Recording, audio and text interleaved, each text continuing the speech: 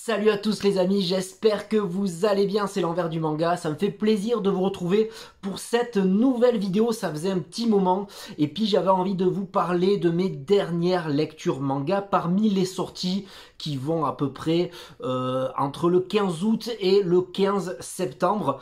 J'ai fait une petite sélection d'une un peu plus d'une dizaine de mangas et j'avais quelques trucs à dire dessus, donc c'est l'occasion de faire une vidéo. J'espère que vous allez bien, j'espère que ça vous plaira. Les liens des réseaux sociaux sont dans la description et puis voilà, eh bien, je vais lancer l'intro, ça faisait longtemps, allez c'est parti.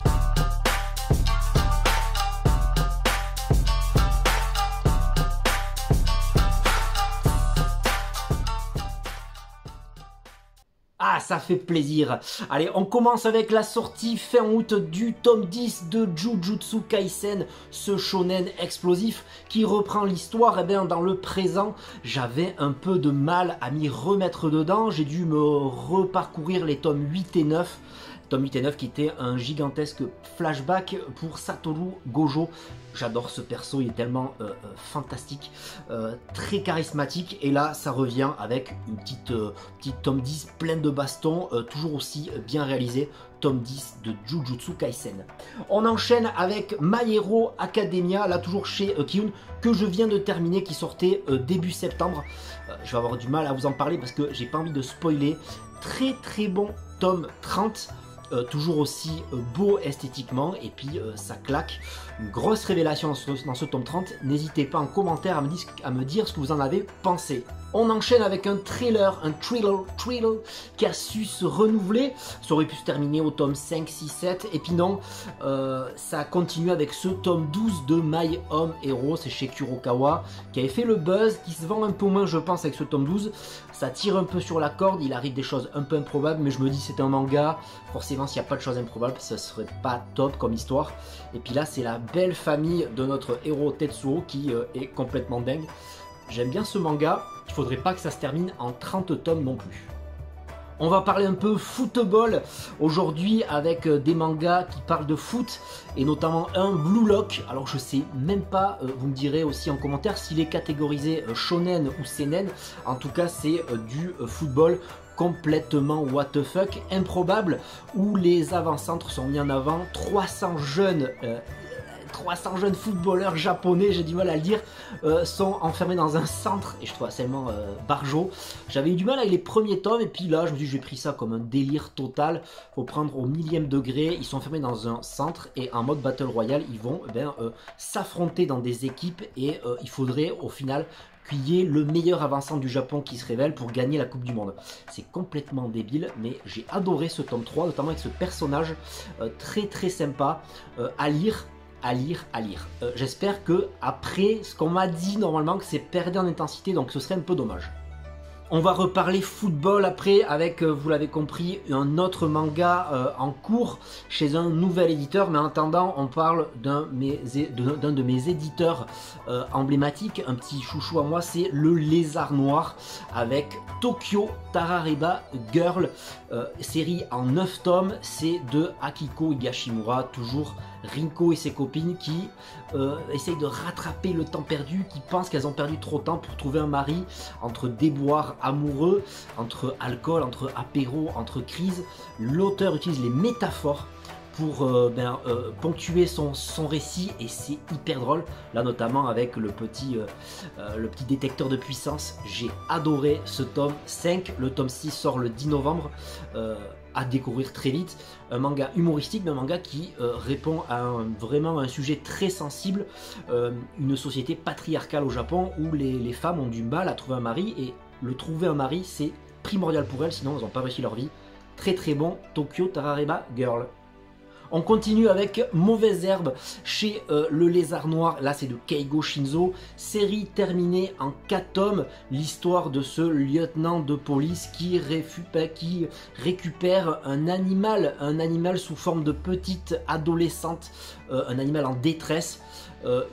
Alors c'est très très bien, j'ai beaucoup aimé le tome 1 et 2, le tome 3 s'affaisse un peu, le tome 4 procure une fin très énigmatique qui pose beaucoup de questions, c'est la mode en ce moment, j'en discutais notamment avec mon cousin, une fin qui fait, où il y a eu beaucoup de débats, prend le soleil et puis voilà, une fin ouverte, une fin de notre époque. Un manga qui se termine et genre, il me laissera quelques traces d'inachevé, on va dire. Comme je vous disais, on enchaîne avec ce nouvel éditeur qui est sorti depuis que j'ai arrêté les vidéos. Il était là, il s'est projeté dans le monde du manga, le monde sans pitié du manga, avec Mangetsu. Mangetsu qui veut dire, je crois, pleine lune. Il a une chaîne YouTube aussi, le Mangetsu, et il fait des vidéos de tous les anciennes pleines lunes. Et justement, on va parler de Keiji. Keiji que me suis précipité dessus. 2 tomes sortis au même moment, c'était autour du 18 août. Keiji qui m'a rendu un peu...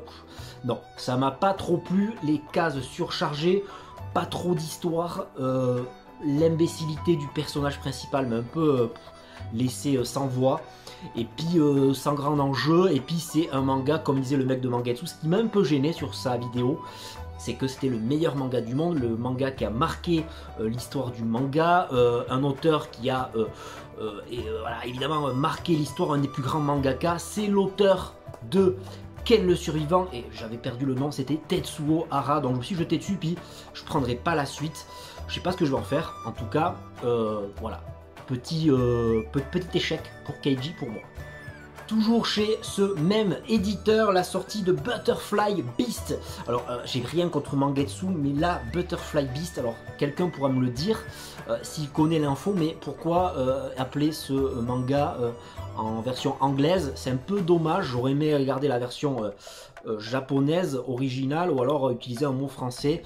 J'aime pas trop les mots anglais dans les mangas, je trouve ça un peu dommage. Bon, c'est pas très grave.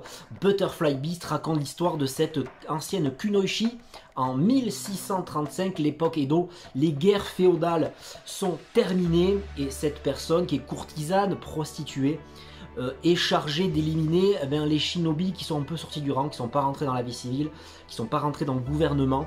Donc elle est chargée un peu de les éliminer pour le gouvernement. Donc voilà, c'est un manga très propre. J'ai beaucoup aimé le côté esthétique, vous vous regarderez sur internet. En tout cas, j'aime bien l'histoire, le fond de l'histoire. Le fait que des gens comme ça, les guerriers, n'ont plus d'adversaires, ils sont obligés de... ils rapinent, ils sont devenus brigands, voyous. Et elle est chargée de les éliminer. J'ai bien aimé le sujet de base, c'est très bien raconté. Et puis c'est qu'en 2 tomes, c'est un diptyque. Donc je vais très vite acheter le tome 2. On prend pas trop de risques avec 2 tomes. Toujours chez Mangetsu, et là c'est la série shonen phare qui a lancé Mangetsu avec notamment Shiuran. Il y a aussi du Junji Ito, bisous à Mangetsu, non vous ne m'en voulez pas quand même. C'est avec Aohashi, et là aussi ils ont utilisé un sous-titre Playmaker. Alors c'est Aohashi, là c'est du football avec ce jeune Ashito qui veut devenir footballeur professionnel. Ça nous rappelle un peu Captain Tsubasa. Il a de grandes prétentions, mais il n'a pas le niveau comme Captain Tsubasa qui était hyper fort dès le début. Là, c'est l'apprentissage très compliqué chez les U18 d'une équipe limite professionnelle où il va intégrer un centre de formation. Il est à la fois très personnel. Il a une vision du football qui est un peu tronquée et voilà, les aléas de la vie, les entraînements avec des super bons joueurs vont le mettre dans le droit chemin.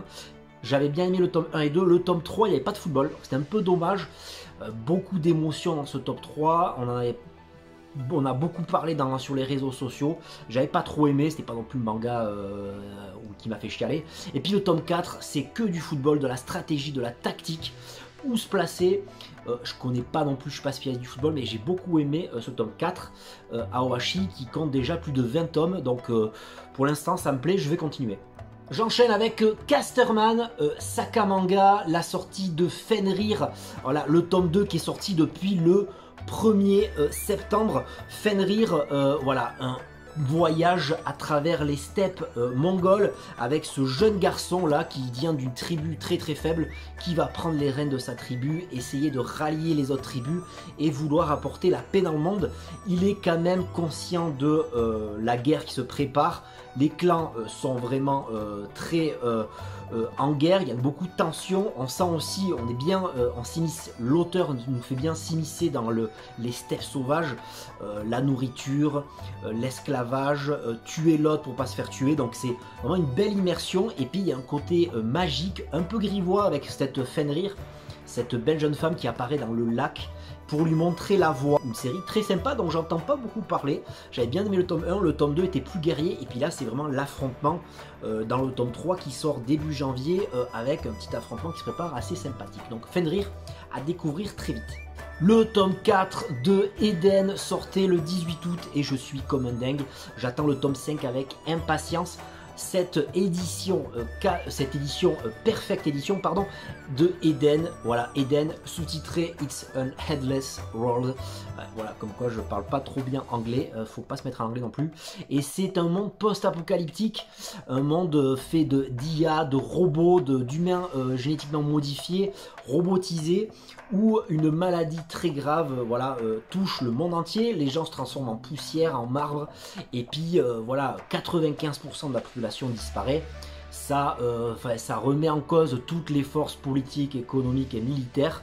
Une action qui se passe en Amérique latine entre terrorisme, gouvernement anciens qui veulent garder la main mise, les gangs. Alors un propos au début qui était très robotique, science-fictionnel, et puis qui s'est transformé en guerre de gangs. Il se sert du propos de base pour raconter son histoire prochaine. J'aime beaucoup, voilà, j'ai beaucoup aimé, esthétiquement aussi, ce que ça raconte. C'est drôle, il y a un peu de cul, c'est grivois, j'aime bien, voilà. J'aime beaucoup. À chaque fois je l'ai acheté, je l'ai lu d'une traite. Un bonheur de lecture pour cette Perfect Edition, je crois que ça sera fini en 10 tomes. Si je dis pas de bêtises, reprenez-moi. Et on termine très vite fait, puisque je les ai pas lus, avec les sorties aussi qui vont peut-être marquer le début du mois de septembre ou la fin de août. Bright Stories, le retour avec son tome 13. Je vous tiens au courant sur les réseaux sociaux de ma lecture, j'adore cette série, c'est magnifique. On enchaîne avec le tome 17 de Dr. Stone. Là tu vois, on se tutoie. Là j'ai commencé mon petit marque-page catchy closing, je l'ai commencé, le Dr. Stone, tome 17, voyage à travers le monde, toujours un pur bonheur de lecture Dr. Stone.